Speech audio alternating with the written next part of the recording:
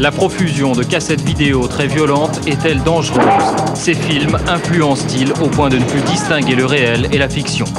À Vincennes, l'équipe sanglante de Florence Ray et d'Audrey Maupin fait 5 morts, dont Audrey. À Gournay, Véronique et Sébastien ont assassiné Abdel. La réalité s'est-elle inspirée d'un scénario?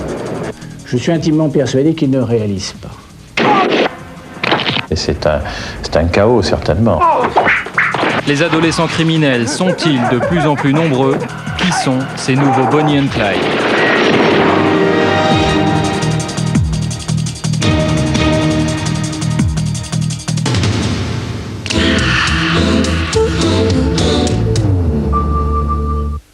Pat Benatar, The Very Best Of, volume 2. La compilation de tous ces tubes. Également disponible, le coffret contenant le volume 1 et 2 avec Fun Radio. Elle n'est pas bien garée? Si. Oh, vous n'avez jamais vu Mégane couper? Non. Mais allez aux portes ouvertes Renault. Des offres, des cadeaux, toutes les nouveautés. Mais qu'est-ce que je vous disais? Vous devriez vous en acheter une. Avec votre petit ensemble, ce serait ravissant. Les portes ouvertes Renault, du 21 au 25 mars, vous n'avez pas fini d'en profiter. Le meilleur des grosses têtes. Tous les moments les plus drôles de l'émission réunis pour vous en cassette vidéo. 1h30 d'éclat de rire, le best-of des grosses têtes, une cassette vidéo irrésistible avec RTL. C'est l'histoire d'un homme pas causant. T'as pas soif? Non. C'est pas qu'il est désagréable, il est comme ça. Sûr que t'as pas soif? En plus, là, il est très occupé. Non. Il déménage. Et vous croyez que cet homme-là va faire 1000 démarches pour le changement de sa ligne téléphonique? Non. Non. Lui, il appelle France Télécom et il dit juste ça. Je déménage. Et quand une voix aimable lui répond... Inutile d'appeler votre nouvel agent, je m'occupe de tout, ça vous va? Lui, il est très soulagé, mais il dit juste... Ouais. Vous simplifiez la vie quand vous faites appel à nous. France Télécom s'y engage. France Télécom, nous sommes faits pour vous entendre. Mon cher voisin, nous ne sommes pas toujours d'accord, mais là, votre nouvelle voiture, magnifique. Laguna, une très belle affaire, porte ouverte Renault. Des offres, des économies jusqu'à 22 000 francs. Et la peinture, pas trop salissante? Ouf, un coup de jet d'eau. Ah, il faudrait me faire penser à vous rendre votre pelle. Les portes ouvertes Renault, du 21 au 25 mars, vous n'avez pas fini d'en profiter. Le 21 mars, partez pour un voyage à des millions d'années-lumière. Stargate, la porte des étoiles. L'aventure commence le 21 mars en vidéo avec Énergie. Bonjour, je suis Lenny Kravitz. Écoutez Énergie et gagnez mon concert live dans votre école. Énergie vous offre le concert live de Lenny Kravitz dans votre école. Inscrivez-vous vite sur le 3615 Énergie.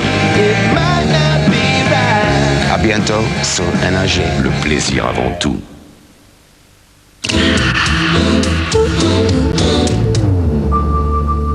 Jeudi, Tina Kiefer présente J'y crois pas. Les parents ont-ils démissionné?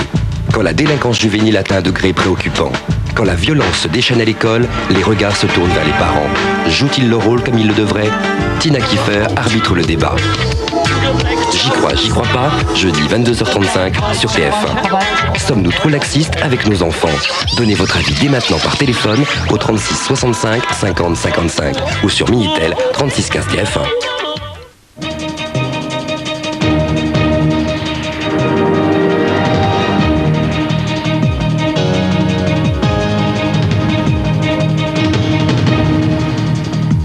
Qui sont ces adolescents qui tuent? Sont-ils les Bonnie and Clyde des temps modernes? Véronique et Sébastien ont assassiné Abdel. Florence et Audrey ont tué 4 fois comme au cinéma. Sont-ils donc à l'image de leur héros, Mickey Mallory, personnage du film Tueur né, la vidéocassette de chevet de ces couples d'adolescents criminels? La violence au cinéma, à la télévision, les influence-t-il au point qu'ils ne distinguent plus la réalité de la fiction? Véronique et Sébastien, Frédéric Lopez. Florence et Audrey, David Pujadas. Crime, ado et vidéo, Françoise Gaujour. Violence au cinéma, Bernard Briançon. LMI, Guillaume Durand. Je suis ravi de vous accueillir sur ce plateau. Merci de votre fidélité. Vous savez que le sujet de ce soir est un sujet particulièrement délicat puisque nous allons parler des adolescents qui commettent des meurtres. Et vous avez en mémoire, puisque toute la presse en a parlé, ce qui s'est passé donc au début du mois de mars à Gournay-sur-Marne, qui est une banlieue pavillonnaire donc de la Seine-Saint-Denis. Cette affaire a occupé la une de tous vos journaux. Je vous la rappelle en quelques mots. Il s'agit de Véronique qui a 18 ans et de Sébastien, 17 ans, qui ont massacré de 40 coups de couteau un autre adolescent, donc Abdel, qui avait 16 ans. Au cœur de cette affaire, il y a de très nombreux facteurs, mais il y a aussi un film, Tueur né d'Oliver Stone, qui visiblement fascinait en tout cas l'adolescente. Et puis ce film d'Oliver Stone n'est pas simplement au cœur de cette affaire, il est aussi au cœur de l'affaire, vous vous en souvenez, d'Audrey Maupin et de Florence Ray, qui ont tué 4 personnes, une nuit d'octobre 94, et qui sont, en tout cas pour Florence Ray, puisque Audrey Maupin est mort, qui est donc en prison. On va essayer de réfléchir à tous ces phénomènes ce soir, car ça inquiète les parents, puisque la vente des vidéocassettes violentes est de plus en plus grandissante. On va essayer de réfléchir avec des cinéastes, l'un d'entre eux qui a fait un film important sur ce thème de la violence, du cinéma et de la télévision, a la gentillesse de venir ce soir, avec des avocats, avec des médecins, avec un juge pour enfants. Mais auparavant, pour essayer de camper le décor, on va évidemment revoir ce qui s'est passé donc au début du mois de mars, dans le cas donc de Véronique et de Sébastien. C'est une enquête de Frédéric Lopez et de Stéphanie Lebrun.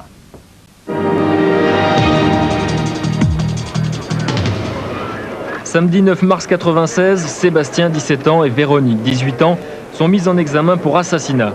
Pendant leur garde à vue, les deux adolescents sont passés aux aveux. Ils reconnaissent avoir tué Abdeladim, 16 ans, de 40 coups de couteau. Un meurtre commis avec préméditation, dont les enquêteurs pensent avoir reconstitué le scénario.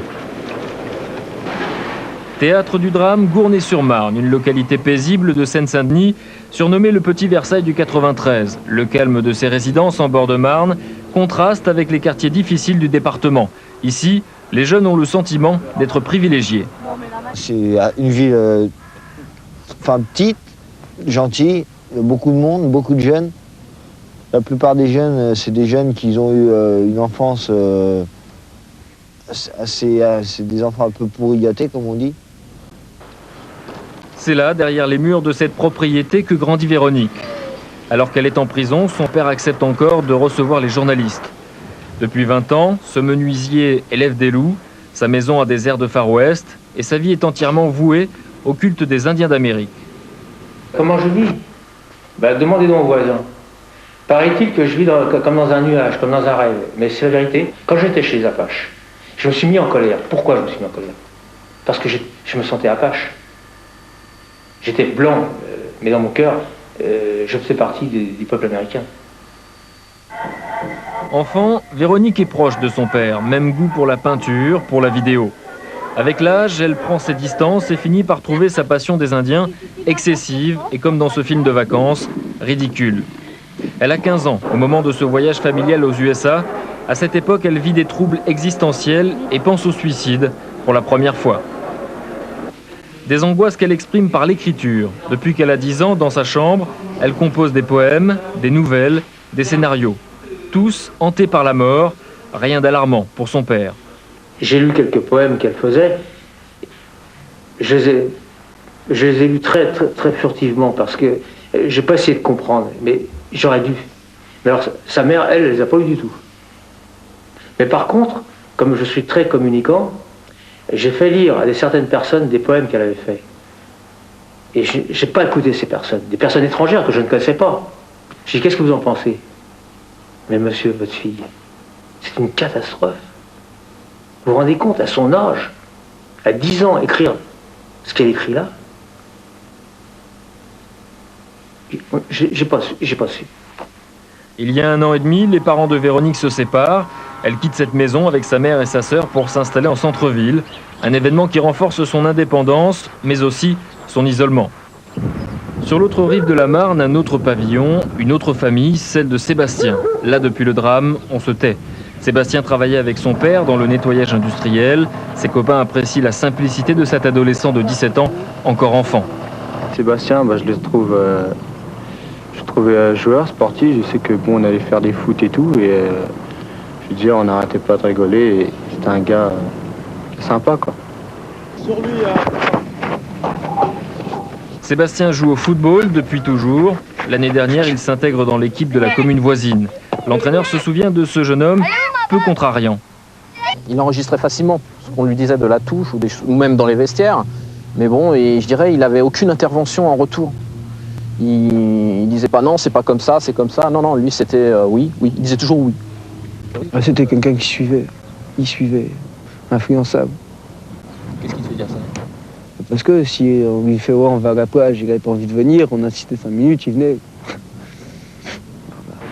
En décembre dernier, la brillante élève de terminale aborde le jeune laveur de carreaux. Ils se croisent dans Gournay depuis l'école primaire, mais c'est à ce moment-là qu'ils font vraiment connaissance. Véronique s'est mise à la photo et propose à Sébastien de poser pour elle. Flatté, il accepte et la séance de pose se transforme en flirt, changement d'attitude. Sébastien, depuis qu'il sortait avec Véronique, il passait moins, enfin je veux dire, on le voyait moins. Et je veux dire, je pense qu'il était amoureux parce que bon, pour la faire passer avant ses potes, c'est que bon, il y a un truc. Et voilà, c'est ce que je constate, quoi. Qu'est-ce qui a changé dans les habitudes? Ce qui a changé, c'est que Sébastien, il délirait moins, il s'amusait moins. Je veux dire, ça m'était arrivé de le voir une fois en discothèque. Bon, il était avec cette Véronique. Je veux dire, d'habitude, bon, on faisait les fous sur la piste et tout. Et lui, je sais pas, ce soir-là, il rigolait moins avec nous. Les deux amoureux sont inséparables. Ils partagent notamment une passion pour les films violents, parmi eux Tueur né. Véronique est fascinée par cette fiction qui transforme ses tendances suicidaires en pulsions meurtrières.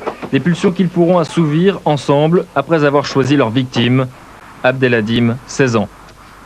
Abdel, c'était un gars qui aimait plaisanter, qui avait un bon style, il s'habillait assez bien, il faisait les marchés avec son père le week-end, la semaine il était à l'école, le soir on le voyait rarement, si c'était pour se balader avec David et Olivier, il se baladait et puis il nous taxait des clubs, c'est ça qui nous faisait rire d'ailleurs. Sinon jamais d'histoire. Un gars sans histoire qui sait se faire respecter. Il réagit il y a 6 mois lorsque Sébastien le provoque avec son scooter, le ton monte. Bon, Abdel lui a demandé de s'excuser pour ce qu'il avait fait avec son scooter.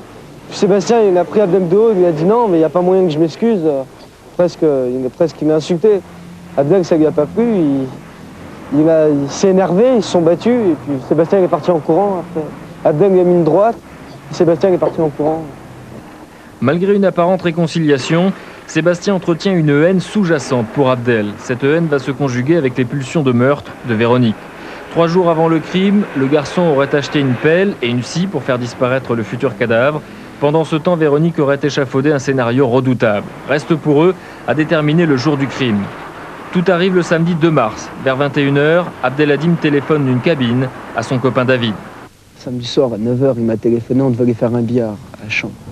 Puis moi, je lui ai dit que je pouvais pas sortir, parce que je devais aller manger au restaurant avec mes parents. Puis bon, il m'a dit que c'était pas grave, je pensais qu'il devait rentrer chez lui. Et puis, voilà. Après, il a dû tomber sur Véronique. Véronique qui se contente à ce moment-là d'appliquer leur plan à la lettre. Elle séduit Abdel et l'attire chez Sébastien dans sa chambre. Foudrage, Sébastien pourra tuer plus facilement. Lorsqu'il les voit nus, enlacés, Sébastien se jette comme prévu sur Abdel, mais c'est ensemble qu'il le tue de 40 coups de couteau. Le couple enterre le corps dans le jardin et prend la fuite. 3 jours plus tard, ils seront arrêtés en Auvergne, à Aurillac. Véronique et Sébastien sont aujourd'hui en prison. Depuis le crime, les premiers à les avoir rencontrés sont leurs avocats. Je suis intimement persuadé qu'il ne réalise pas. Et pour cause, lorsqu'il a commis les actes, à mon avis, il ne réalisait pas ce qu'il faisait. Et je ne pense pas qu'il ait pu encore les réaliser. S'il les réalise un jour. Elle est totalement abasourdie. Je crois qu'elle est en train de réaliser l'ampleur de la catastrophe, mesurer ses responsabilités, se situer par rapport à la prison, par rapport à la justice, à ses parents. Enfin, c'est un chaos, certainement, en elle. Ce scénario implacable, raconté à la police par les deux jeunes, est-il conforme à la réalité des faits? Quelles sont précisément leurs responsabilités respectives? C'est ce que devra déterminer l'instruction avant le procès en cour d'assises de Véronique et Sébastien.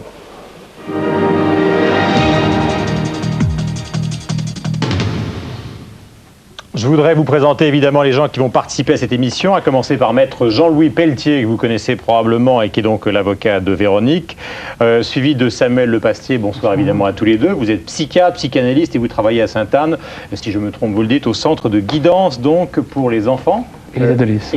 Et les adolescents. Je voudrais qu'on découvre donc Philippe Renaud-Muller, qui est juge pour enfants et qui est avec nous.